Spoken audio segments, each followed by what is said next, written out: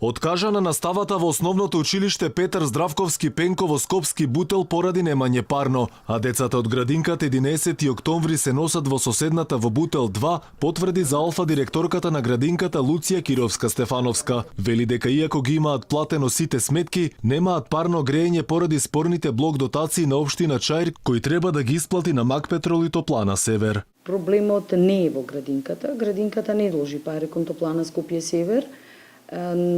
Според сознанијата што ги имаме, проблемот е во општина Чаир и градинката 11 октомври, односно овој објект кој што се наоѓа на Втора македонска бригада, е колатерална штета на настанатиот проблеми ги општина Чаир и Макпетрол.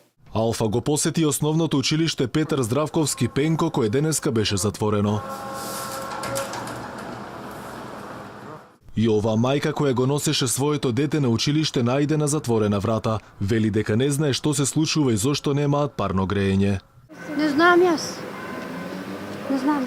Градоначалникот на општина Бутел Велимир Смилевски веќе апелираше до родителите да не ги носат своите деца на настава во Петар Здравковски Пенко бидејќи ќе нема парно грејење. Проблемот вели бил меѓу Макпетрол и Топланата Север. Изгубената настава рече дополнително ќе се надокнади. Училиштето денеска не работи, додека пак дечињата од градинката се преместени во друга градинка, заради тоа што се помали и родителите не можат да ги чуваат дома.